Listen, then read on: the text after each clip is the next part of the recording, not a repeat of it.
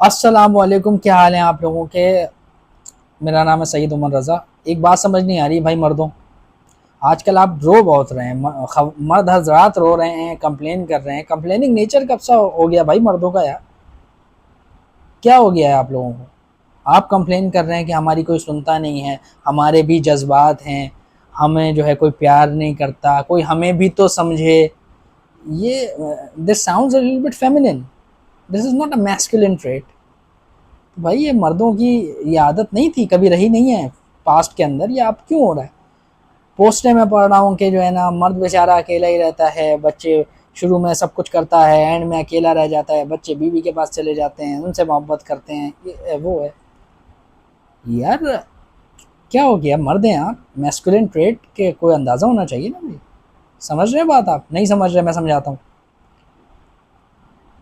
एक मर्द जो है ना, बेसिकली उसको कहते हैं कव्वाम। अल्लाह ने कव्वाम बनाया आपको, मर्द को। जब अल्लाह ने बनाया कव्वाम, इन शॉर्ट लीडर। एग्जाम्पल मैं देता हूँ क्रिकेट से। टीम हारती है, किसको ब्लेम करते हैं आप? कैप्टन को। टीम परफॉर्म भी करती है तो भी कैप्टन को करते हैं, लेकिन कोई भी क्रिटिसिज्म होता है, कोई भी खराब मसला होता है, हार जाती है, परफॉर्म नहीं करती, पहले राउंड से बाहर हो जाती है, मिडिल ऑर्डर सेट नहीं हो रहा, कोई बॉलिंग का इशू है, पावर प्ले में डिसीजन सही नहीं लिया, किसको ब्लेम करते हैं? कैप्टन को। सबसे पहले कैप्टन को हटाते हैं। अब कैप्टन ये नहीं कह सकता कि मेरे भी जज्बात का ख्याल रखें आप। भाई तुम कैप्टन इसीलिए तो हो क्योंकि तुम तो लीडर हो। लीडर ऑफ द पैक क्या करता है? ओनरशिप लेता है। ओनरशिप कहाँ गई आप लोगों की भाई? मुश्किलात परेशानियां आ रही हैं तो मुश्किलात परेशानी को सेफ फेस करें आप। ओनरशिप क्यों नहीं आ रही भाई? ओनरशिप आनी चाहिए। लीडरशिप की पहली चीज है ओनरशिप।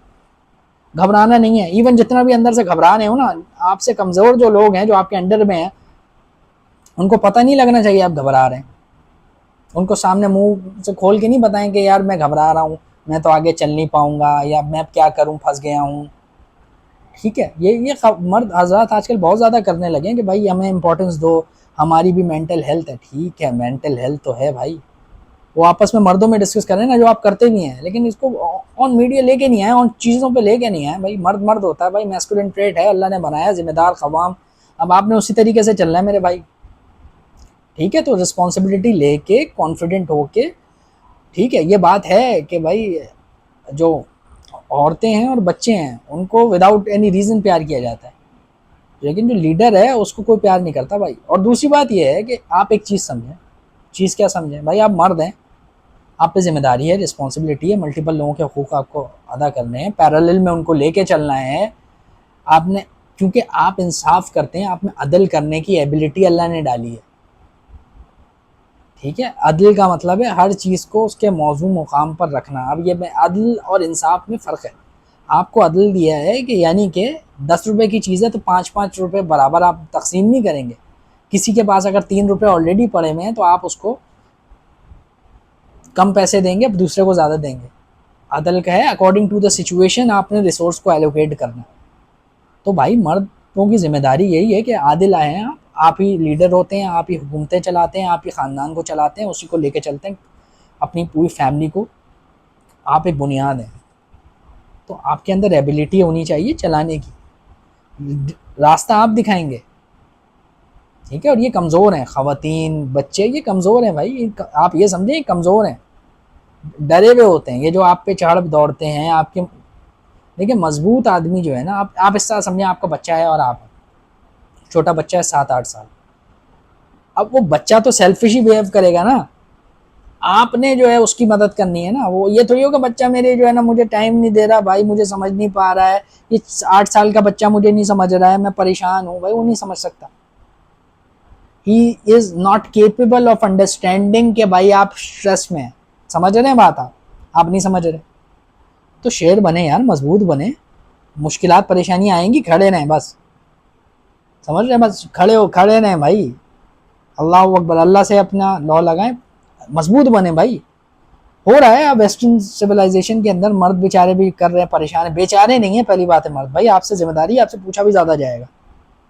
और मैं आपको बता दूं, जन्नत के अंदर जो है ना, ये ख़वातीन और बच्चे, क्योंकि ये जो है ना मजलूम है, बेचारे कमज़ोर हैं, ईजिली चले जाएंगे। आपसे पूछा जाएगा आ जाओ, सब कुछ तुम्हारे हाथ में था। तुम्हारी बीवी नाफरमान थी, तुम्हारी जिम्मेदारी है। तुम्हारे बच्चे बिगड़ गए, तुम्हारी जिम्मेदारी है। तुम्हारी बात नहीं मान पा रहे, तुम्हारी जिम्मेदारी है।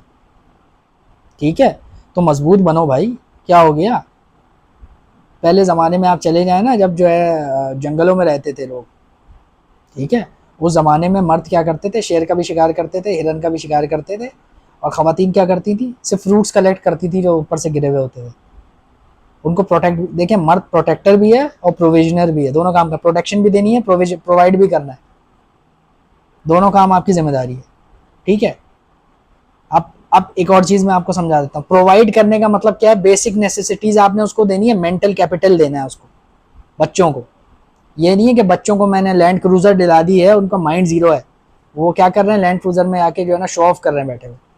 लैंड क्रूजर देना नहीं है उसको, दिमागी शऊर देना है, दिमाग से अमीर बनाना है उसको, इल्म देना है कि वो दुनिया में टकरा सके, खड़ा हो सके, फेस ऑफ कर सके।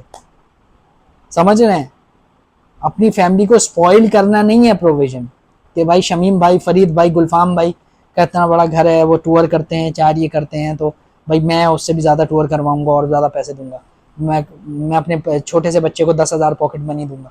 ये नहीं है प्रोविजन, ये आप स्पॉइल कर रहे हैं उसको।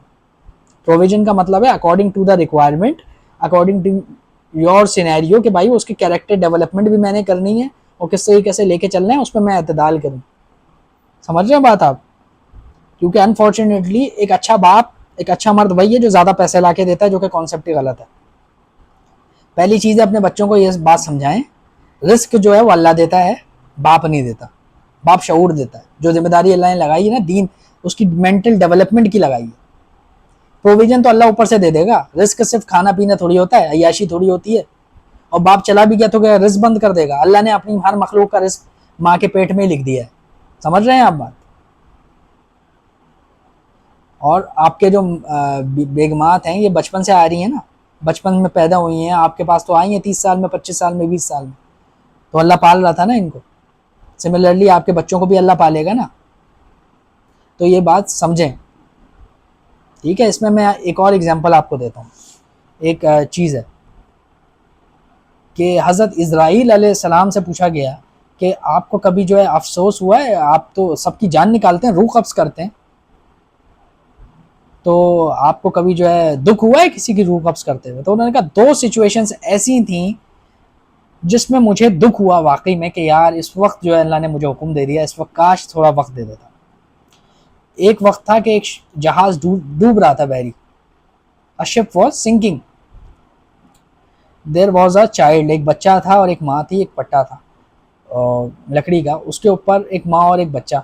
बच्चा कितने होगा, मुश्किल से 6 महीने का, 7 महीने का, और माँ, ये दो थी, और दोनों उस वक्त जो है ना सर्वाइव करने की कोशिश कर रहे थे।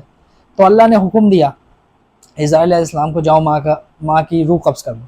तो मैंने कहा काश जो बच्चे की रूह कब्ज़ करने को कह देता, इस वक्त ये बेचारा तो, इसके पास तो लाचार है बेचारा, ये कैसे करेगा, इस वक्त रूह कब्ज़ करने को कहा।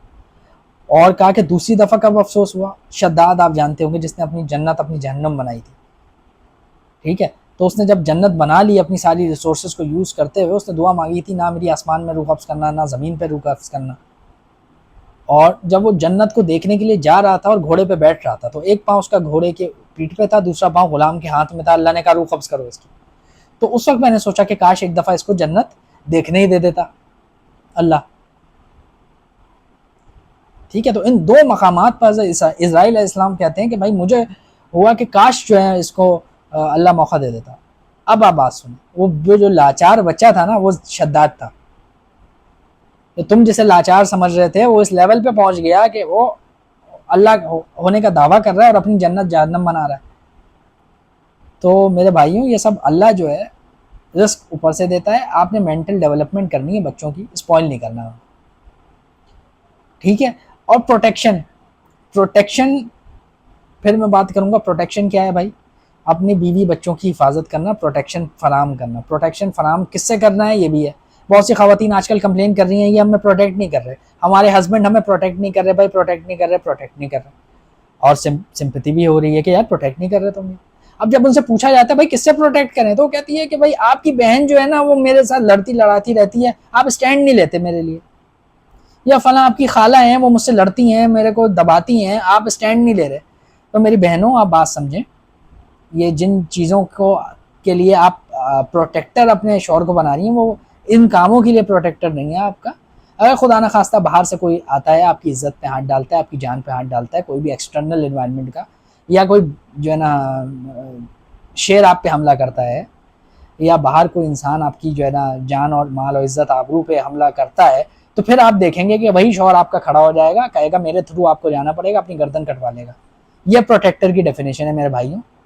ये सास से और नंद से बचाना ये प्रोटेक्टर की डेफिनेशन नहीं है। ठीक है, वीडियो थोड़ी लंबी हो रही थी तो मैंने कहा कि मैं इसको कंप्लीट कर लूँ। और मर्दों, ये बात आप याद रखें कि कंप्लेनिंग एटीट्यूड आपका नहीं होना चाहिए, कॉन्फिडेंटली देखें, सॉर्ट आउट करें और मर्द बने भाई, मैस्कुलिन ट्रेट लेकर आए। कमी हो रही है आजकल मैस्कुलिन ट्रेट की। अस्सलाम वालेकुम।